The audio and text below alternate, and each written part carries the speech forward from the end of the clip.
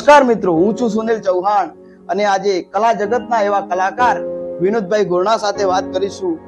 સંગીતમાં કેટલા વર્ષોથી જોડાયેલા છે, કેટલા વર્ષોનો અનુભવ છે અને આપ સાથે અનેક વાતો અને વિચારણા એમની સાથે કરીશું. તો ગોવિંદભાઈ ગોરણા સાથેની આ મુલાકાત મારી પ્રથમ મુલાકાત છે, તો એમને હું વાત કરીશ. ગોવિંદભાઈ, આપ ક્યાંથી આવો છો? દાંતાથી. બરાબર, દાંતાથી આવો છો. પ્રોપર દાંતા કે દાંતાની આજુબાજુ કોઈ ગામ? દાંતાથી કંડિવાસ ગામ છે મારું. અને હું સંગીતમાં 5-6 વર્ષથી જોડાયેલો છું. બરાબર બરાબર. આ 5-6 વર્ષ જેવા આપણે સંગીત સાથે જોડાયેલા છો. તો હું તમને થોડા ઘણું સંગીત સાથે જોડાણા એ પહેલા આપ શું કામ કરી રહ્યા હતા? પહેલા હું કંપનીમાં કામ કરતો, મજૂરી કરતો, અને પછી મને વિચાર આવ્યો કે હું પણ એક સંગીતમાં જોડાવી. બરાબર. આ સંગીતમાં જોડાવાનો નાતો જે છે, આપણે સરસ મજાની વાત કરી છે. આપને ક્યાંથી વિચાર આવ્યો કે હું આ સંગીત સાથે જોડાઈ જાઉં? ત્યારે હું મજૂરી કરતો પણ એકલા બેઠા બેઠા ગીત ગાતો, પણ પછી મને વિચાર આવ્યો કે હું પણ એક કલાકાર બનું અને મને પણ સાહકો મને સહાય કરીને હું પણ આ સંગીતમાં જોડાયો. બરાબર. આ વિચાર આપને આવ્યો એ પહેલા આપ કોના ગીતો સાંભળતા હતા? પહેલા દરેક કલાકારોનું સાંભળતો. બરાબર. કે કહેવાય છે કે અનેક કલાકારો સાથે એમનો નાતો છે, અનેક કલાકારોના ગીતો પણ સાંભળતા હતા. તો આપ જે અનેક ગીતો સાંભળતા હતા એમાંથી તમને શું અનુભવ મળ્યો એમ કે હું આ રીતના ગીતો ગાઉં, આ રીતનું પ્લેટફોર્મ બનાવું, સંગીત સાથે જોડાવું? જ્યારથી હું ગીતો સાંભળતો અને અમારા આજુબાજુમાં જે ડાયરા થતા હતા એમાં હું જોવા જતો, એટલે મને એવો વિચાર આવ્યો કે હું પણ આવી રીતે ગાઉં તો મને પણ પબ્લિક જોવા આવશે. બરાબર. કે કહેવાનો મતલબ એમ કે તમે જ્યારે ડાયરા જોવા જતા હશો, કોઈ કલાકારને જોતા હશો, ત્યારે તમારા મનમાં એક એવી ચાહના હશે, લોક ચાહના, કે હું પણ એક મોટો કલાકાર બનું, મારું પણ નામ થાય, મને પણ લોકો જોવા માટે આવે. એવી રીતે જ મેં જોડાયું. બરાબર. એ રીતે તમને પણ એવું લાગ્યું કે હું પણ એક કલાકાર બની શકું, બીજા લોકો બની શકે તો હું કેમ ના બની શકું? એ પ્રશ્ન તમારા મનમાં એક ઉદ્ભવ્યો. બરાબર. સૌપ્રથમ તો આપ સંગીત સાથે જોડાવા માંગતા હતા, તો સૌપ્રથમ તો કહેવાય છે કે કોઈ પણ વ્યક્તિ જ્યારે સંઘર્ષમાંથી આગળ તરફ વધતો હોય છે તો પરિવારનો સૌથી મોટો એમનો ફાળો હોય છે. તો આપના પરિવારમાંથી તમે સૌપ્રથમ કોને એવી વાત કરી કે હું કલાકાર બનવા માંગુ છું, સંગીત સાથે જોડાવા માંગુ છું? સૌથી મોટી વાત તો હું મારા જે પત્ની છે એમને વાત કરી હતી કે હું એક કલાકાર બનવા માંગુ છું, તો તમે સપોર્ટ કરતા હોય તો હું પણ એક કલાકારમાં જોડાઉં અને આપનું જે નામ છે નામ આગળ વધે એમ કરીને મેં ખાસ કરીને તો મારી પત્નીએ સપોર્ટ બહુ કર્યો અને આગળ વધારવા માટે આખી પબ્લિકને પણ બહુ સપોર્ટ કર્યો. બરાબર.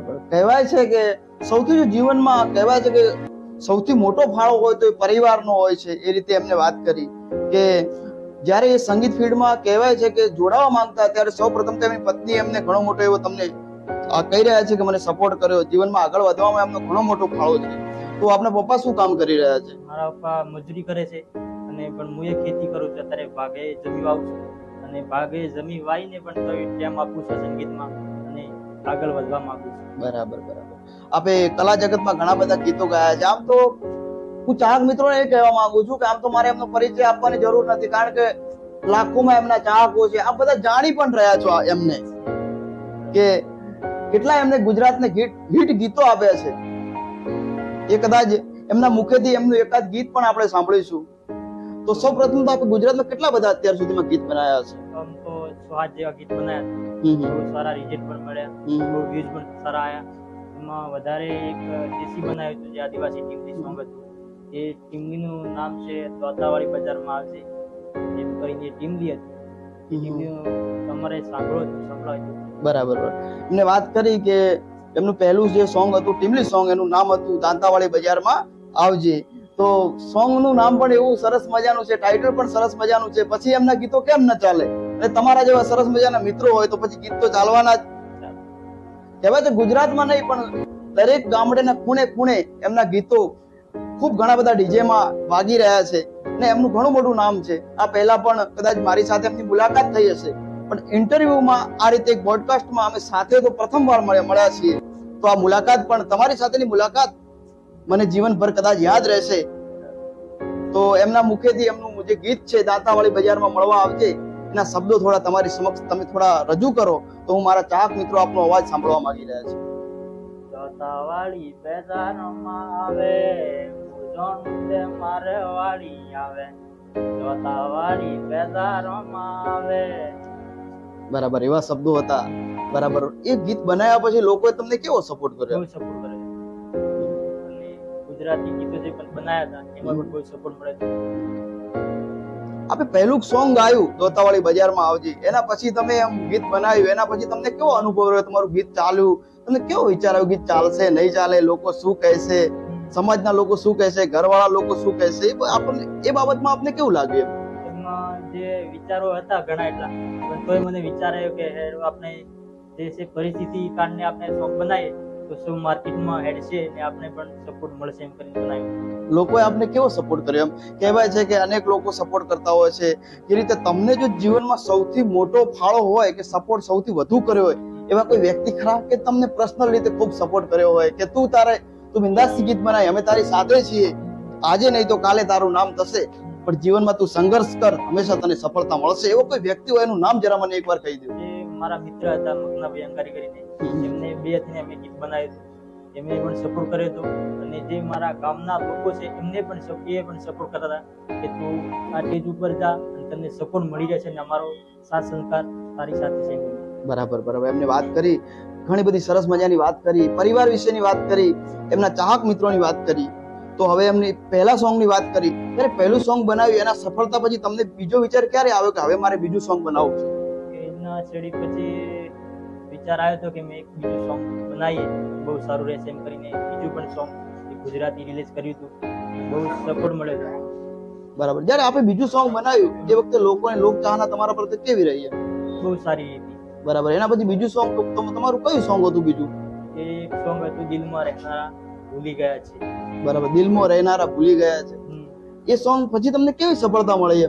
બહુ સારી સફળતા મળી હતી અને બહુ સારા ગીતો પણ સાંભળતા અને બહુ સારી રીતે આ સોંગ ને આગળ વધાર્યું. બરાબર. બીજા સોંગ ના શબ્દ શું હતા આપના? બીજા સોંગ ના જે મેં ડીસામાં રેકોર્ડિંગ કર્યા હતા રાજેશ સ્ટુડિયોમાં, બરાબર, એ સોંગ નું નામ હતું જાનો તારી ઓધળિયા વાગશે. એક માતાજીનું સોંગ હતું માડી દર્શન કરવા આવું છું. આપણે બીજા સોંગ ની એમને વાત કરી કે જાનું તારી આંધળી આવક, તો એ ગીત નો વિચાર તમને ક્યાંથી આવ્યો? હું આવું ગીત બનાવું, માર્કેટમાં મૂકું, લોકો આને જોવે, મને મારા ગીત નું નામ થાય, કેવી રીતે તમને વિચાર આવ્યો? જ્યારે હું કંપનીમાં રહેતો ત્યારે મેં શરૂઆત કરી હતી કે હું પણ એક સારું ગીત બનાવું, એ માટે હું ડીસા જતો રેકોર્ડિંગમાં. એ રેકોર્ડિંગ સ્ટુડિયોના માલિક છે પેલા હિતેશ રાવળે, એમને સોંગ લખ્યું હતું દિલમાં રહેવા જાનો તારી ઓધળિયા વાગશે. બરાબર. એના પછી 6-7 જેવા ગીતો આપે ગુજરાતની માર્કેટમાં મૂક્યા છે. ગુજરાતની પ્રજાએ આપને ખૂબ એવો સાથ અને સહયોગ આપ્યો છે, આપનું ઘણું મોટું નામ કર્યું છે. તો આ નામ થયા પછી તમને કેવું લાગે છે? આમ બહુ સારું લાગે છે કે મને એટલું અનુભવ નથી, પણ અમે છે કે આ સંગીત સારું છે અને આ સંગીતમાં જોડાય પછી આમ લાગે છે કે હું પણ કલાકાર છું અને મને પણ લોકો ચાહે છે. કલાકાર બન્યા પછી અને કલાકાર બન્યા પહેલા એમાં તમને શું એમ લાગે છે? કલાકાર બન્યા પહેલા અને અત્યારે તમારા જીવનમાં કેવા શું તમે ચેન્જીસ લાયા છે? તમે કોઈ જગ્યાએ જતા હશો તો તમે કલાકાર બન્યા, ઘણા લોકો તમને કલાકાર કહીને બોલાવતા હશે. એ કહેવાય છે કે કલાકાર બન્યા પછી તો કોણ તમને ના બોલાવે? આપના હજારો ચાહકો છે, આપની જોડે સેલ્ફી લેવા આવતા હશે. જ્યારે લોકો તમે કોઈ જગ્યાએ ઉભા હશો ત્યારે સેલ્ફી લેવા આવે છે લોકો, ત્યારે તમને કેવું અંદરથી ફીલિંગ થાય છે? મને બહુ સારું લાગે છે ને હું એટલું નથી રાખતો કે હું એક કલાકાર છું, તે માણસ કોઈ બોલાવે તો હું સેલ્ફી ના પડાવું. કોઈ પણ સહાયક આવે છે અને સેલ્ફી પડાવે છે, એમના સમાજમાં જ હું રહેવા માંગુ છું, કારણ કે મોટા થઈ માણસ ભૂલી ન જવાય, જે આપણો સમાજ છે સમાજમાં જ જોડાયા છે. બરાબર. સરસ મજાની એમને વાત કરી કે વ્યક્તિ ગમે એટલો મોટો વ્યક્તિ મહાન બની જાય છે, પણ એની માતૃભૂમિ સાથે જોડાયેલો રહે છે, એની વાણી સાથે જોડાયેલો રહે છે, પરિવાર સાથે જોડાયેલો રહે છે, સમાજ સાથે જોડાયેલો રહે છે, એને જ એક મહાન કલાકાર કહેવાય છે. અને એમનું કદાચ આ વિષયની વાત એમને કરી, મને ખૂબ આપ સાથેનો જે આપણે વાત કરી એ બદલ મને ખૂબ એમ હું ગર્વ અનુભવું છું કે આપ જેવા કલાકાર સાથે મારી આ મુલાકાત થઈ. તો હું તમને બીજી પર્સનલ રીતે વાત કરવા માંગુ છું કે હવે તમે જીવનમાં જેમ અનેક ફિલ્ડો સાથે અનેક ફિલ્ડોમાંથી આપણે મૂકી દઈ અને સાઈડમાં સંગીત સાથે જોડાણા છો, તો હવે સંગીત વિશે તમે શું કહેવા માંગો છો? સંગીત વિશે મને આ ચાહકો જેમ સપોર્ટ કરે છે એવાને સપોર્ટ કરતા રહે છે, તો મારા નવા જે સોંગો, ગીતો અને કોઈ બી પણ આપણા ચાહકો સપોર્ટ કરતા રહે છે, હું બધાને સાથે લઈને ચાલીશ એ રીતે કહેવા માંગુ છું. બરાબર. તમારી કોઈ પર્સનલ ચેનલ એવી ખરી કે જેના દ્વારા લોકો તમને એ માધ્યમ દ્વારા તમને સપોર્ટ કરી શકે? મારી પર્સનલ ચેનલ છે સિંગર વિનોદ ઓફિશિયલ. બરાબર. એમની ચેનલનું નામ છે સિંગર વિનોદ ઓફિશિયલ. તો એ ચેનલ તમે જોતા હો તો લાઈક કરજો, શેર કરજો અને સબસ્ક્રાઇબર કરજો. અને બીજું હું તમને એ કહેવા માંગુ છું કે એમના નવા નવા ગીતો પણ આવશે, એને પણ તમે સપોર્ટ કરતા રહેજો. અને તમે જે રીતે પ્રેમ વર્ષોથી પ્રેમ આપી રહ્યા છો એમને, એ રીતે એમને પ્રેમ આપતા રહેજો, એમની સાથે જોડાયેલા રહેજો. અને આ વચ્ચે મારે એમને થોડી નાની એવી વાત કરવી છે. આપ કેટલું ભણેલા છો? એમ હું 8માની પરીક્ષા આલીને ઉઠી ગયો હતો, કારણ કે મારા ઘરની એવી પરિસ્થિતિ હતી, મને નિહાળ છોડવી પડી હતી અને પછી હું મજૂરી જતો અને ઘરનું બધું પોષણ કરતા. બરાબર. ઘણા બધા આપ જોઈ રહ્યા છો, જેમ ઘણા બધા વ્યક્તિ એવા છે કે જીવનમાં એક સમય એવો હોય છે કે શિક્ષણને છોડવું પડે છે અને ઘરકામ અથવા મજૂરી કામમાં લાગવું પડે છે. એ સમય શીખવાડે છે, તમે નથી શીખવું. તમારે તો ભણવું હતું, તમે જે રીતે વાત કરી, તમારે તો એક શિક્ષણ સાથે જોડાયેલું રહેવું હતું. શિક્ષણમાં ભણી ગણીને તમારે ઘણું મોટું એવું નામ કરવું હતું, પણ છતાં પણ કહેવાય છે કે ભગવાન જ્યારે તમને એ દિશામાં લાવે છે ત્યારે તમે અત્યારે કદાચ ભણતા હોત તો તમે કદાચ કલાકાર ના હોત. આજે આપનું ઘણું મોટું નામ છે, પણ છતાં પણ હું કહીશ કે શિક્ષણ જરૂરી છે જીવનમાં. શિક્ષણ જરૂરી છે, ભણવું જરૂરી છે. ભણવું જીવનમાં ખરેખર ભણવું જોઈએ, ભણવું પણ ખૂબ જીવનમાં જરૂરી છે. આપ 8મા ધોરણમાંથી જ્યારે પ્રથમ વખતે શાળા છોડી એ વખતે તમને કેવો અનુભવ થયો હતો? તમે બહુ નાના છો.